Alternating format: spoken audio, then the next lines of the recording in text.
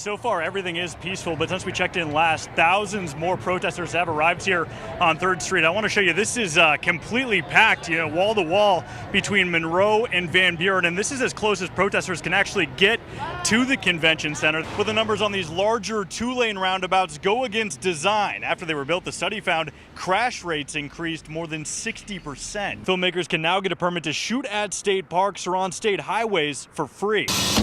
At Station 201, this simulation of a common and dangerous routine.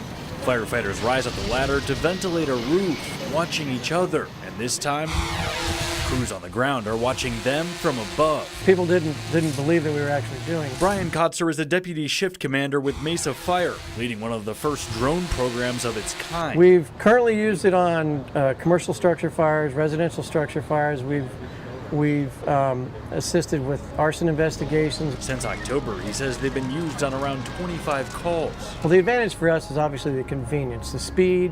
You can carry these around in a truck. With the ability to survey and scout out potential problem spots, the drones even have hooks for delivering things like water and medicine. They're saving lives on a regular basis. Mesa's program is in part thanks to John Nunes, pilot and trainer who volunteers his time and thermal-equipped camera on calls. It really enhances the safety of the job. Exactly why Kotzer says they started flying them in the first place. To provide safety for our folks, safety for the people that we serve in the community. Now, right now, the department has 2 regular drones and 2 training units. They hope to get more and train more people to use them in the next year. For now, in Mesa, John Genovese, ABC 15, Arizona. This battle at the border isn't over who's allowed in. This morning we were notified of a 28-year-old male subject in distress. It's about keeping people alive. He's been vomiting and can't continue on anymore. We tagged along with a specialized team of Yuma Borstar agents as they practiced for calls that during summer they're out on each week. We're highly trained. This is what we do. This is what we plan for. Even though border crossings are down, Commander John Adkison says they're still rescuing around 70 people a year. In this area, it's going to be a 2 to 3 day hike at the very minimum.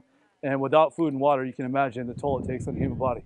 In this simulation, he's taken them to some scent articles left behind by the individuals. A canine's called in.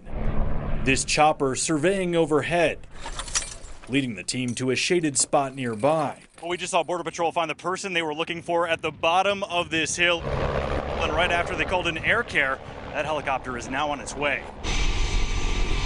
In seconds, the man's loaded in and on his way to the hospital. The end of a mission where barriers have no bearing. We're here to enforce the laws, number one. But at the same time, we're humanitarians.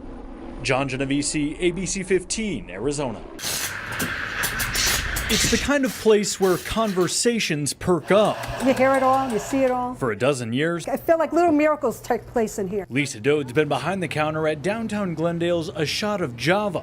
Got tired of working my butt off for someone else and said I need to do something for me. The business, she says, has been through its fair share of ups and downs. Not enough people, not enough businesses staying open up at night. The city's working to bring a modern twist to the area that dates back to the 1800s. What we were looking for is a nightlife. Councilman Jamie Aldama is helping lead the effort. Bricks, lights, and landscaping are being added to a second alleyway. A place of refuge for those who want to come and dine. The city approved an entertainment district along Glendale Avenue, allowing bars and liquor stores to open on a case-by-case basis near churches and schools. Last month, the Chamber of Commerce hired a downtown manager to work as a liaison between business owners and the city. Downtown has the full attention of the council and the staff. To bring the type of buzz Lisa says will benefit everyone. I'm hoping that it's going to just explode. I mean, I could see potential. It just has to happen. John Genovese, ABC 15, Arizona.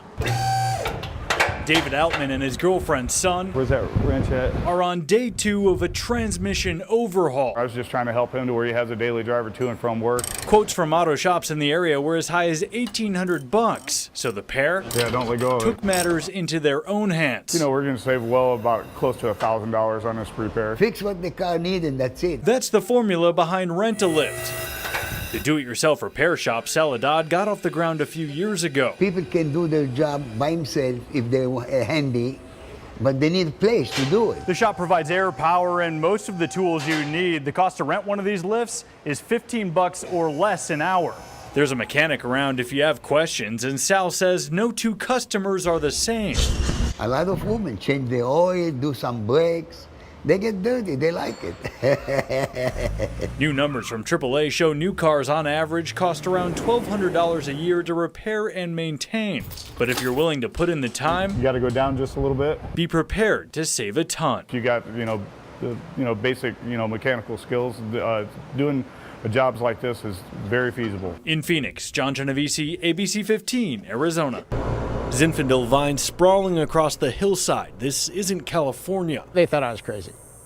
They all thought I was just nuts. 20 years ago, Rod Snap founded Javelina Leap Vineyard and Winery, less than 2 hours north of the valley. I thought it'd never be more than a roadside farmer's fruit stand. But today, these bottles are in high demand. Around 30,000 people stop by the tasting room each year. New numbers show the state's wine industry pours more than $56 million annually into the economy, generating $3.6 million in state and local taxes. It's like an early Temecula. It's like an early Napa Valley. Brian Predmore is president of the Arizona Wine Growers Association. When you go to a winery, you can meet the owner, you can meet the winemaker and talk to them about it. And people like doing that. Which could be the reason more than 40% of people coming here are from out of state. They get to come here and have an experience at an Arizona winery that really can rival California. An experience Snap says starts with a product he loves to share. It's world-class wine, and that's because of the growing situation here and the attention we pay to it. John Genovese, ABC 15, Arizona.